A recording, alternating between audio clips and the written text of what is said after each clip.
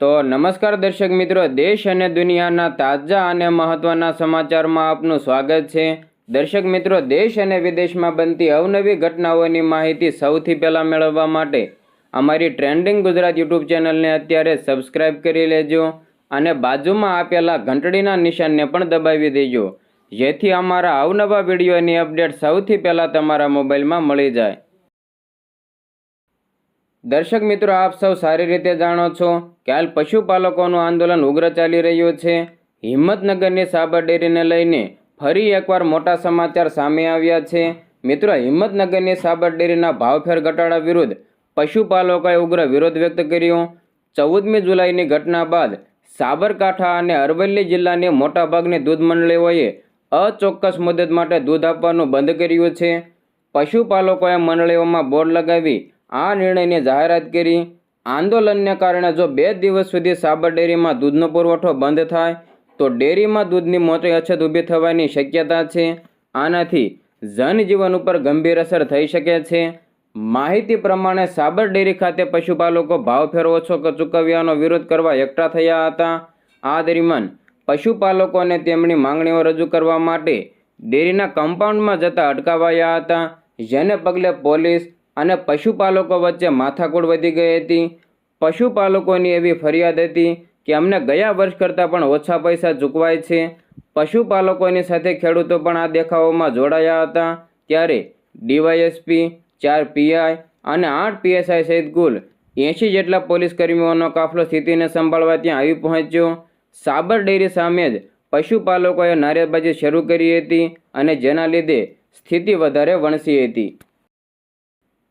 હવે મિત્રો, આગળ વાત કરીએ તો સાબરકાંઠામાં સાબર ડેરી ખાતે પશુપાલકો અને પોલીસ વચ્ચે થયેલા ઘર્ષણનો મામલો ખૂબ જ ગંભીર બન્યો। આ ઘટના દરમિયાન દૂધના ભાવમાં 20થી લઈને 25% વધારાની માંગણી સાથે પશુપાલકો દ્વારા કરવામાં આવેલા વિરોધ પ્રદર્શન દરમિયાન હિંસક બન્યું, જેમાં પોલીસે ટીયર ગેસના શેલ પણ છોડવા પડ્યા અને લાઠીચાર્જ પણ કર્યો હતો। આ ઘટનામાં એક યુવાન પશુપાલક અશોકભાઈ ચૌધરીનું મોત નીપજ્યાના સમાચાર મળ્યા છે। પોલીસના જણાવ્યા પ્રમાણે અશોકભાઈ વિરોધ પૂર્ણ કરી ઘરે પરત ફર્યા બાદ તેમની છાતીમાં દુખાવો થયો અને ઈડરની સિવિલ હોસ્પિટલમાં લઈ જતા તેમનું મોત નીપજ્યું। જોકે આમ આદમી પાર્ટીએ આરોપ લગાવ્યો છે કે આ મોત પોલીસની કાર્યવાહી દરમિયાન થયું।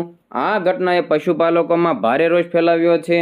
મૃતકોના મૃતદેહને સાબર ડેરીના ગેટ પાસે મૂકીને પશુપાલકો દ્વારા વિરોધ નોંધાવવામાં આવ્યો અને તેઓ ડેરીના હોદ્દેદારો સામે આક્રોશ વ્યક્ત કરી રહ્યા છે।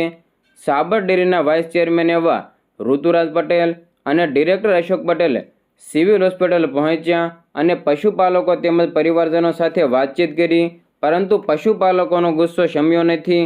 હજારોની સંખ્યામાં પશુપાલકો ઈડર સિવિલ હોસ્પિટલ ખાતે એકઠા થયા અને ડીવાયએસપી, પીઆઈ સહિતનો કાફલો પણ હાજર રહ્યો હતો। પોલીસ અને ડેરીના હોદ્દેદારો પશુપાલકોને શાંત પાડવાનો પ્રયાસ કરી રહ્યા છે, પરંતુ પશુપાલકો મૃતદેહને સાબર ડેરી ખાતે લઈ જઈને વિરોધ ચાલુ રાખવા માટે આગ્રહી છે। મિત્રો, ડેરીને લગતા સમાચાર ઉપર આગળ વધીએ તો સાબરકાંઠા હિંમતનગરમાં આવેલી સાબર ડેરીમાં ભાવફેર મામલે દેખાવ બાદ વણસેલા મામલાને લઈને 1000ના ટોલા સામે ફરિયાદ નોંધાઈ છે। ત્યારે હવે એફએસએલની ટીમ પણ સાબર ડેરી પહોંચી હતી તેમજ સાબર ડેરીના ગેટ આગળ તપાસ હાથ ધરી છે। મિત્રો, સાબર ડેરીમાં તોડફોડ મામલે ફરિયાદ દાખલ કરવામાં આવી, જેમાં બાયડના પૂર્વ ધારાસભ્ય પણ જશુ પટેલ સામે ફરિયાદ દાખલ કરવામાં આવી છે। તો બીજી તરફ રણજીતસિંહ સોલંકી, સાબરકાંઠા બેંકના પૂર્વ વાઇસ ચેરમેન રાજેન્દ્રસિંહ ભાટી સહિત કુલ 74 લોકો સામે નામજોગ ફરિયાદ દાખલ કરવામાં આવી। તો સમગ્ર મામલો 47 લોકોની અટકાયત કરવામાં આવી। ઉલ્લેખનીય છે કે સાબર ડેરીએ ચાલુ વર્ષે 960 રૂપિયા પ્રતિ કિલો ફેટનો ભાવ જાહેર કર્યો, જે ગત વર્ષની સરખામણીએ ઓછો હતો।